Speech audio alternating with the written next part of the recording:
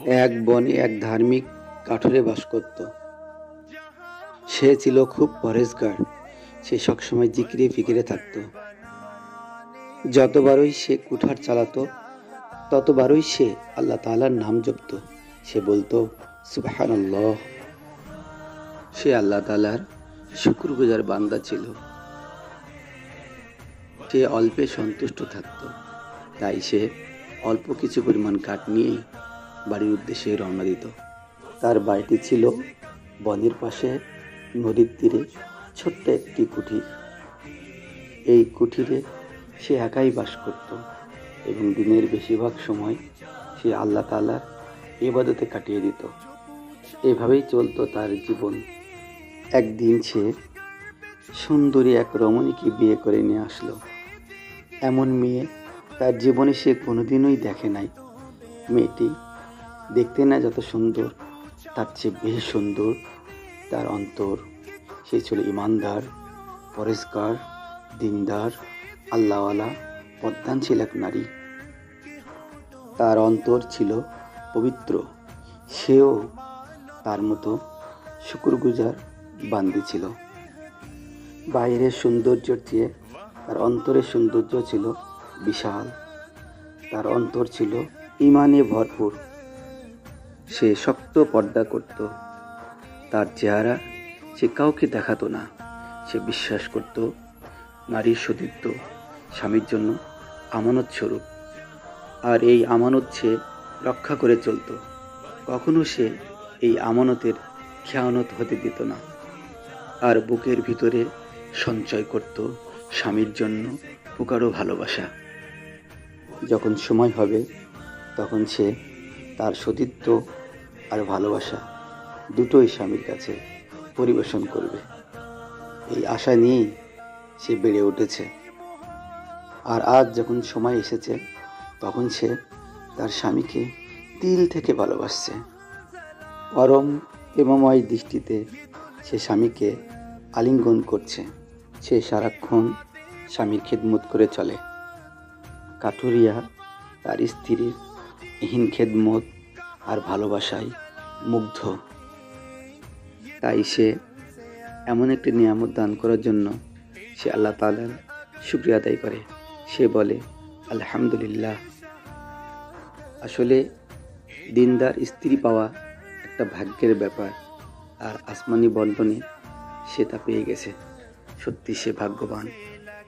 তাই তারা স্বামী স্ত্রী দুজনেই 2 রাকাত নফল নামাজ পড়ে আল্লাহ তাআলার কাছে দোয়া করে। তারা একসাথে বলে আলহামদুলিল্লাহ এবং দুজন দুজনাকে প্রেমময় বন্ধনে আবদ্ধ করে। ক্রমেই কাঠুরিয়া তার স্ত্রীর প্রতি দুর্বল হয়ে পড়ে। সে তার স্ত্রীকে এক মুহূর্ত না দেখে থাকতে পারে না। আর তার স্ত্রীও স্বামীর পাশে পাশে থাকে। স্বামী যখন কাঠ কাটে তখন সে দূর থেকে স্বামীর দিকে অপলক দৃষ্টিতে চেয়ে থাকে। কাঠুরিয়া গহীন বনে কাঠ কাটতে যাওয়ার আগে তার স্ত্রীর প্রেমময় নুরানি চেহারাটা বারবার দেখে নেয়। তারপরে সে বনের ভিতরে চলে যায় কাঠ কাটতে এবং আল্লাহ তাআলার প্রশংসা ও জিকিরে ফিকিরে কাঠ কাটা শুরু করে। সে বলে সুবহানাল্লাহ, আলহামদুলিল্লাহ, আল্লাহু আকবার। আর এদিকে তার স্ত্রীও আল্লাহ তাআলার ইবাদতে মশগুল হয়ে পড়ে, কারণ তার কাছে দুটি জিনিস খুবই প্রিয়। এক রব্বে করিম, আর 2 নম্বরটি হলো তার স্বামী। সে ইবাদত শেষ করে ঝর্ণায় চলে যায় পানি আনতে, কারণ ঠান্ডা পানি দিয়ে তার সাথে ভালোবাসা মিশিয়ে বানাবে শরবত, যা তার স্বামীর মনকে সিক্ত করবে। এরপর সে পানি নিয়ে দ্রুতই বাড়ি ফিরে আসে, কারণ এবার তাকে রাঁধতে হবে তার স্বামীর জন্য সুস্বাদু খাবার। সে জিকিরে ফিকিরে খাবার রান্না করে আর অন্তরে স্বামীর জন্য একটা গহীন টানে অপেক্ষায় থাকে। কখন আসবে, কখন তাকে ডাক দিবে। বলতে বলতেই স্বামী বন থেকে কাঠ নিয়ে বাড়ি ফিরে আসে। সে দৌড়ে স্বামীর কাছে ছুটে যায় এবং স্বামীকে সালাম দিয়ে মাথা থেকে বোঝা নামাতে স্বামীকে সহায়তা করে। তারপর তার আঁচল দিয়ে স্বামীর মুখের ঘাম মুছে দেয়। তারপর দৌড়ে ভিতরে গিয়ে স্বামীর জন্য বানানো ঠান্ডা শরবত নিয়ে এসে স্বামীকে দেয়। স্বামী বিসমিল্লাহ বলে তা পান করে। এরপর স্বামীর মুখ মুছে দিয়ে দস্তরখানায় খাবার দেয় এবং সে বিসমিল্লাহ বলে নিজ হাতে স্বামীর মুখে তুলে তুলে খাইয়ে দেয়। তারপর আবারও তার আঁচল দিয়ে স্বামীর মুখটি মুছে দেয়। তারপর স্বামী স্ত্রী দুজনেই আল্লাহ তাআলার শুকরিয়া আদায় করে, বলে আলহামদুলিল্লাহ। তারপর পরন্ত বিকেলে নিরিবিলি স্বামীর সাথে গল্প করার জন্য সে স্বামীকে ডেকে বাইরে নিয়ে যায় এবং স্বামীকে বলে, স্বামী, আমাকে নিয়ে একটু ঘুরতে যাবেন? এই বিকেলে আপনার সাথে একটু একাকী ঘুরে বেড়াতে মন চাচ্ছে। অবশ্যই নিয়ে যাব হে আমার প্রাণপ্রিয় প্রিয়তমা, চলো আমরা ওই পাহাড়ের ঝর্ণার কাছটায় যেয়ে বসি। এই সুন্দর প্রাকৃতিক পরিবেশে স্বামী স্ত্রী একান্তে প্রেমালাপ করছিল। তারা জান্নাত জাহান্নাম নিয়ে কথা বলছিল। স্বামী বলল, হে আমার প্রাণপ্রিয় প্রিয়তমা, জান্নাত অনেক সুন্দর, কিন্তু ওখানে তোমাকে ছাড়া আমার অতৃপ্ত লাগবে। স্ত্রী এবার হেসে দিল আর বলল, এত হুরের মাঝে আমার কথা কি আপনার মনে থাকবে?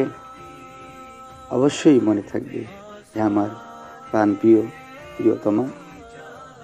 স্ত্রী বলল, হে আমার প্রিয় স্বামী, আপনি কি আমাকে পানিতে এই পদ্মবনটি ঘুরে দেখাবেন? অবশ্যই হে আমার প্রাণপ্রিয় প্রিয়তমা। পদ্মবন ঘুরতে ঘুরতে স্বামী বারবার স্ত্রীর মুখের দিকে তাকিয়ে থেকে দেখছিল কে বেশি সুন্দর, ওই পদ্ম ফুলগুলো নাকি আমার প্রাণপ্রিয় প্রিয়তমা স্ত্রী। এমন রোমান্টিক মুহূর্তে সে বলে ফেলল, I love you my sweetheart. এই কথা শুনে স্ত্রী হেসে দিল। তারপর দুজনে ঝর্ণা থেকে পানি নিয়ে বাড়ি ফিরে আসলো এবং তা সংরক্ষণ করলো। এইভাবে হাসি আনন্দে তাদের দিন কাটতে লাগলো। দেখতে দেখতে 1 বছর পার হয়ে গেল। তারপর একদিন হঠাৎ করে তার স্ত্রী এসে কেঁদে কেঁদে বলল, হে আমার প্রিয় স্বামী, আপনি আমাকে তালাক দিয়ে দেন, আমি আর আপনার সঙ্গে থাকতে চাই না। এ কথা শুনে কাঠুরিয়া তো আকাশ থেকে পড়ার মতো হলো। এটা কি করে সম্ভব? কাঠুরিয়া কিছুই বুঝে উঠতে পারল না। সে হাউমাউ করে কেঁদে উঠল। স্বামী স্ত্রী দুজনেই কাঁদতে লাগলো। কাঁদতে কাঁদতে কাঠুরিয়া বলল, তোমাকে আমি বড় ভালোবাসি, তোমাকে ছাড়া আমি থাকবো কি করে? বলো, আমার কি কোনো ভুল হয়েছে?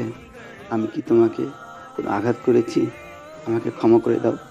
আমি কি কোনো তোমার চাহিদা অপূর্ণ রেখেছি? বলো, কোন চাহিদা? আমি তা এখনই পূর্ণ করছি। স্ত্রী বলল, না আমার প্রাণের স্বামী, আপনার কোনো ভুল হয়নি, আর আপনি আমার কোনো চাহিদা অপূর্ণ রাখেননি। আপনি আমার জীবনে শ্রেষ্ঠ পুরুষ, আর আমি আপনাকে অনেক ভালোবাসি। আপনি আমাকে ক্ষমা করে দেন, আমাকে তালাক দিয়ে দেন আমার প্রাণের স্বামী। আমি আর আপনার সঙ্গে থাকতে চাই না। হে আমার প্রিয়তমা, তুমি আমাকে বলো কিন্তু কেন? হে আমার প্রাণের স্বামী, কারণটা হয়তো আপনি নাও বুঝতে পারেন, তাই আমি আপনাকে বলতে চাচ্ছি না। শুধু আপনি আমাকে তালাক দিয়ে দেন, আমি চলে যেতে চাই। ঠিক আছে, আমাকে বলতে হবে না।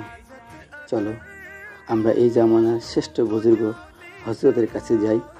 তিনি একটা ফয়সালা করে দিবেন। তিনি যদি তোমাকে তালাক দিতে বলেন, তাহলে আমি তোমাকে তালাক দিয়ে দিব। আর যদি তিনি তোমাকে রেখে দিতে বলেন, তাহলে তোমাকে কিন্তু আমার সঙ্গে থাকতে হবে। ঠিক আছে, তাই হবে হে আমার প্রাণের স্বামী। তাহলে চলুন আমরা সেই হযরতের কাছে যাই এবং সেখান থেকেই সমাধান নিয়ে আসি। এরপর তারা স্বামী স্ত্রী 2 রাকাত নফল নামাজ পড়ে আল্লাহ তাআলার কাছে দোয়া করে যাত্রা শুরু করলো।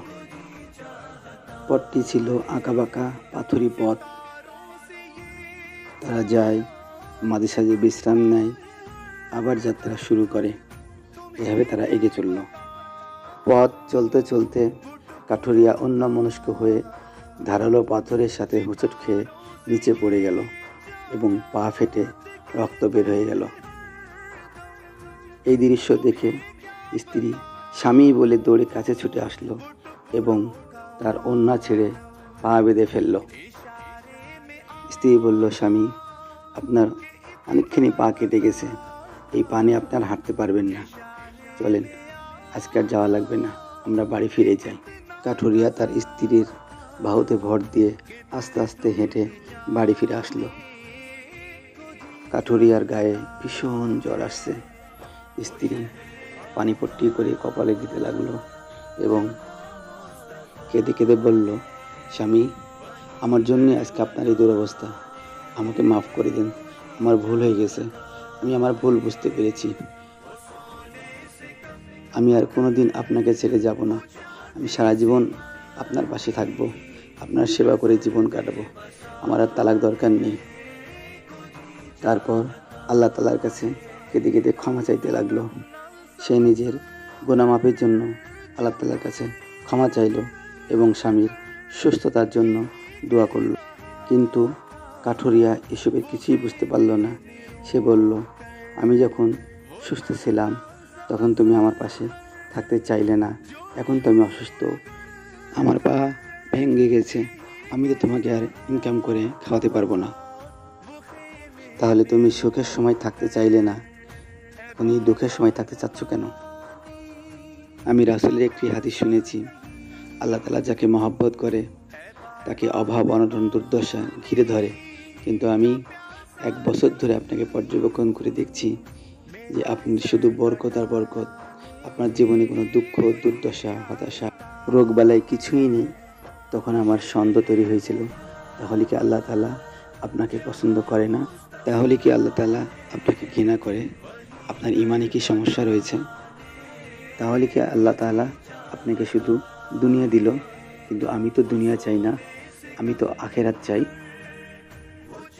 তাই আমি সিদ্ধান্ত নিয়েছিলাম আপনার ঘর আর করব না। কিন্তু আল্লাহ তাআলা আমার চোখের সামনে আপনাকে বিপদ দিয়ে বোঝাতে চাইলেন, হে আমার বান্দি, আমি তাকে ভালোবাসি। সে আমার অপ্রিয় বান্দা নয়, সে আমার প্রিয় বান্দা। হে স্বামী, আপনি আমাকে ক্ষমা করে দেন। এবার কাঠুরিয়ার মুখে হাসি ফুটল। সে আল্লাহ তাআলার শুকরিয়া আদায় করল এবং বলল, আলহামদুলিল্লাহ। সুতরাং এক মুসলিম আরেক মুসলিমকে শুধু আল্লাহর জন্যই মহব্বত করবে, আবার শুধু আল্লাহর জন্যই তাকে ত্যাগ করবে। সবাই ভালো থাকবেন। আসসালামু আলাইকুম। আর এইরূপ মজার মজার গল্প পেতে আমার চ্যানেলটি ইমানের হাসি সাবস্ক্রাইব করুন।